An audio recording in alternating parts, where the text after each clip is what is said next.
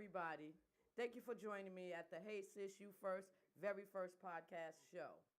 Thank you. I'm so excited to bring this podcast to you. It means a lot to me. This is a safe place where women are reminded that their peace, happiness, and healing does matter. This podcast was created because there are so many women out there that are dealing with exhaustion from constantly giving, helping, holding everything together for everyone else but themselves. At the end of the day, we are all mothers, daughters, friends, partners, caregivers, and sometimes the one that holds everything together. But somewhere along the line, many women forget about themselves.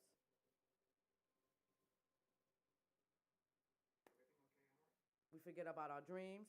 We forget about our needs. I'm having technical difficulties, y'all. Please bear with me. And we also carry emotional weight that nobody even sees. This space is about changing that. Here, we're going to talk about self wealth, self healing, boundaries, relationships, confidence, and growth. But most importantly, we're going to remind women that their voice, their peace, and their happiness is what matters. So, if you felt overlooked, overwhelmed, or like you lost a bit of yourself along the way, this podcast is for you. And sis, let me say this. I'm so glad you're here.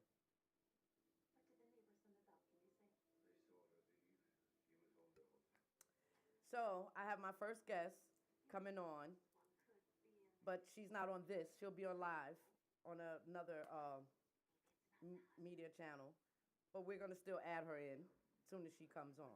So give it a few minutes and think of something or someone that you poured a lot into and never received anything back.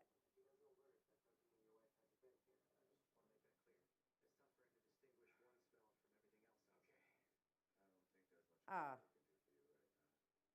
okay. What?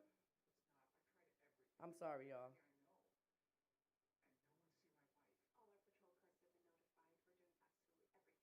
Alrighty. It doesn't look like it's gonna help work out this time for me. So what I'm gonna do is I'm just gonna wing it. I'm just gonna wing it. Um, I'm gonna give you a story about myself, about how I gave and didn't get nothing back. I was in a relationship and I thought that it was something that I needed at the time. So I gave it my best. I gave it my all. And at the end of it, I was depleted, depleted. I felt worthless, used, abused. But then I was reminded I am God's child. So I jumped to my knees. I did, I jumped. I jumped to my knees and I gave it a prayer. And once I gave it the prayer that I think I should have gave, I believe that it started to turn around for me. It started to look it started to look like things were looking up. And I started to pour into me and it started to reflect to myself anyway, because sometimes things like this reflects to you and not to others, because no one can see that you poured so much into someone else and didn't receive anything back. So once I started seeing that I started coming back, I realized that I was pouring back into myself. The only difference is I turned around and did it again, but not in a relationship, but just people general. I like giving back. but sometimes you can give back so much that you don't receive anything in return. But let me just break off right quick because my guest came on. Hi, Michelet. I'm doing good. Thank you, thank you. You look nice. Yes, coordination. Coordination. That's what God does. He'll coordinate without you knowing. So, what uh what brings you to the podcast today?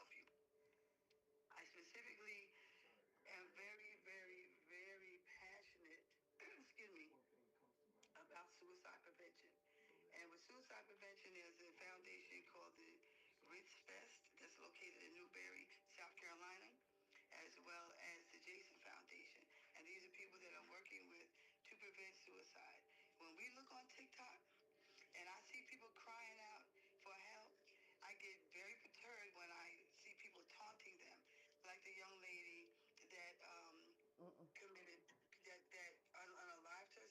Mm-hmm.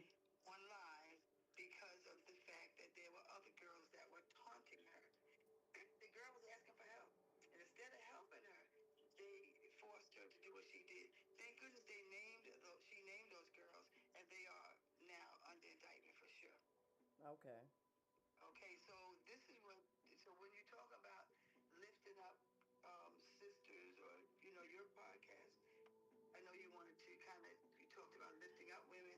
Uplifting, yeah. But right now we're talking about creating a space where you are not feeling depleted, But, in a sense, mental health has a lot to do with that. You know what I mean? Like, um, I believe that a lot of these kids don't know how to pour into themselves enough to believe in themselves.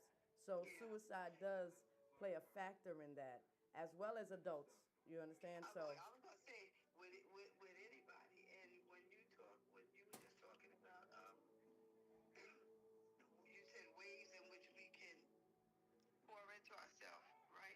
yes.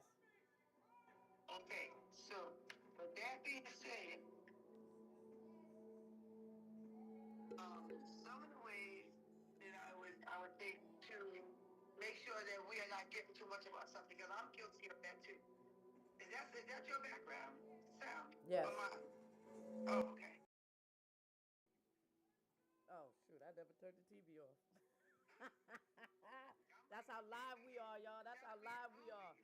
It's going on. It's going on.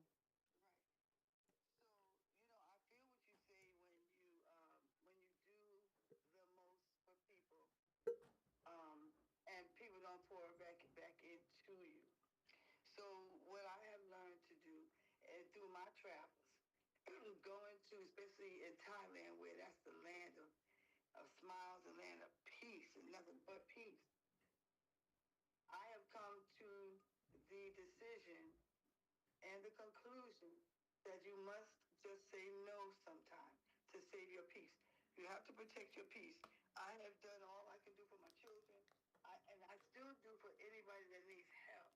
But now I do within my reason because a lot of times you do go over and beyond the call of duty. But then you have to also sit back and say, if I'm in need, who can I count on? And your circle gets a little smaller. Don't stop helping because I'm never going to stop helping. But I am going to, and I have been working on not overexerting myself to where I feel, like you said, depleted because I am doing for someone else. It's almost like I can't die so you can live, but I can help you survive. Shit. Just like me. Hold on, let me get something to drink. This is my You very know, first my show, family. y'all. I want y'all to understand that I'm having technical difficulties, but I will recover. Okay, Michelle, I get that. You're doing all right. You're doing good. You know, everything has technical difficulties are good because they're called kinks. I'm gonna work them You out know, they eventually. don't. This It's is all the right. first You're doing good. podcast, so you can I work don't with even me see or a work kink against though. me. Either way, I'm gonna What make it kink happen. you're talking about? I don't see it. So let's keep it moving because I don't see no kinks. I see nothing but good vibes Now and I know the people information see me flowing. drop the phone a couple of times and saw my face too far up in the camera because I'm trying to work it out, make it look like I did it to the best of my ability. Like I said, this is the very first podcast, but this is something that I believe that a lot of my sisters need. They need a safe space. They need a safe haven because it's a lot of shame when it comes to saying I need help. I I'm lost. I don't have anything else to give. You understand? And that's where a lot of discrepancies come in with relationships because of the lack of communication. It's okay to say no. It's okay. Okay. It's okay to put yourself first sometimes. You're not leaving nobody. You're not you're not um you're not hurting nobody, but you are hurting yourself when you pour too much and you don't have nothing to give you. We got to give ourselves something at the end of the day. When we put the kids to sleep, we got to be able to sit there and say, okay, whew, my turn. Mm-hmm. Most of the time, as mothers, Mm-hmm. we don't get to do that. I watched a young lady the other day on YouTube. But not only just as mothers, people. Well, right now we're just talking about the women. We're just talking about the women. We're not going to Right, touch but on the not men all women are because mothers. Not all the, women are mothers. no, not all. They're daughters, they're friends, they're caregivers, they're Right. partners. You Right. understand? But Yeah. most of us are mothers, and I think they can understand that. And Yeah. even if you're not a biological mother, you're a mother in somebody. Yeah. Yeah. So For I sure. mean, Mm-hmm. it's all about just making sure your and this is why you are the first guest. Your mental health is Yeah. Right. available for Mm-hmm. you to be Right. able to recoup That's exactly right. whatever you need to put back into you. You know, So, it yeah. it it used to take a village. We talked about this the other day. It used to take a village, but the villages have been destroyed. Right. They're So all they're all self-owned now. so now that you want to do it by yourself, I think you see that it's not really working. So I Right. created this space to be able to say, hey, how did you do it? Hey, what did you do? Hey, how did you say no? Right. I just woke up one day and learned to say no because when I looked up and I couldn't, I want to say breathe, I had nobody to help me. But when I thought about it, how many times I done gave everybody else air to breathe, Right. So sometimes it's just a touch of a button. Got to turn it off and on. And it's a hard thing to do, especially if you and speaking from experience, it's very hard to say no when you've been saying yes all the time. Very hard. But then you got to recognize, you know, like ladies and gentlemen, me and her have history. We have a backstory. We ain't gonna tell you today, but we got a backstory. So I know her story and she know mine. You understand? And That's right. what I could say, she's come a long way.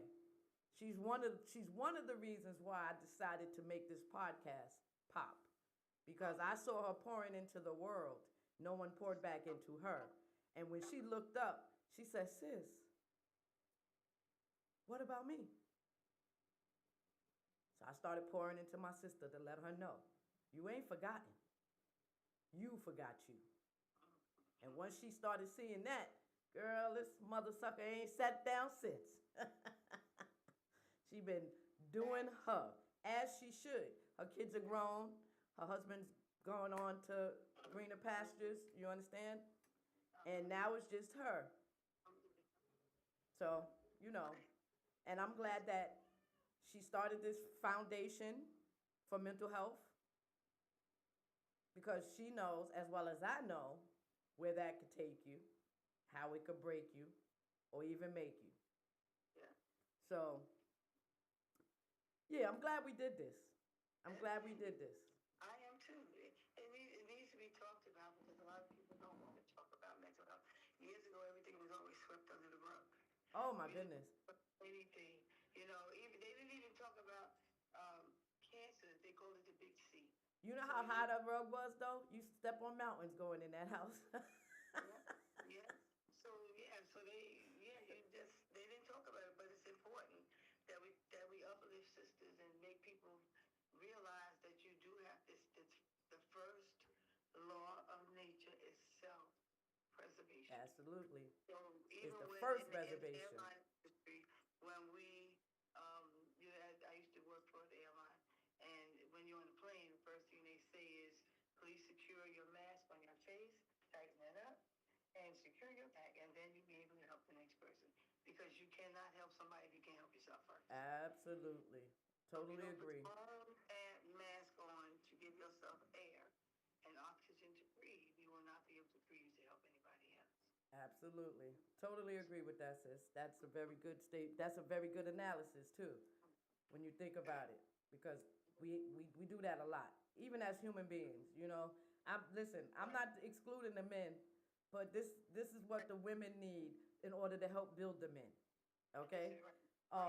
We kind of run the world. It's not a statement that a song. I mean, it's not a song. It's a real statement, because without our encouragement, our men can't stand the way that they stand. Right. So Right. it's okay if you feel what you feel. Come on over here. Come on over to Hey Sis You First, because we gonna put you first, and we gonna make you understand that you matter. You are so welcome. So Alberta Brown said to you, hello to both. Thank you, because we all needed this today. That's my girl. Hey, Berta. Hey, Berta. Call me, girl. You got the number. Call me. I used to work with her. She's really a sweet woman, and I'm glad that I was able to reach somebody today. And That's all. if you feel that this has touched you, pass this on to somebody else. I mean, I know it's kind of like, unorthodox, and it's going to be a lot of unorthodox during these shows. But just understand, we're here, and we're going to be here. And if you help me, we can make this a movement. Hey, sis, you first, because guess what? I am first. What about you, Michelet? Well, you can call me Mimi because I don't go by Michelet. That's just my given name. It's my government name. But I would rather you call me Mimi because I'm simply Mimi on TikTok, Mimi Whipper 115. So I think that the movement is excellent. Like I said, that's my platform. My platform is talking about. I talk definitely more on relationships in terms of, again, mental. I definitely always focus on mental and, again, suicide prevention and how to have healthy relationships, which is the same thing basically that you're trying to get to, and how to take care of yourself first so you can have a healthy relationship. Because we have so many. I find that women have a lot of insecurities. Men have a lot of insecurities, and no one speaks about it. Nobody tells the truth. And Do you think insecurity is instilled, or you grow insecure as you go through life? Okay, so I have two questions. The first question asks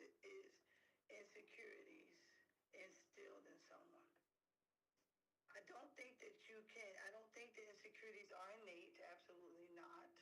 I do feel that insecurities are developed through different experiences that one goes through, because you only become insecure doing to something, dealing with something that you feel incapable of accomplishing. So insecurities come when you feel that you are not able, or you're incapable of accomplishing something, or even something you feel about yourself. So say, for example, I might be insecure because let me think of why I'm insecure. I might be insecure. Okay, let's just say we're on a job. You go for a job interview. And on the job interview, I'm the boss.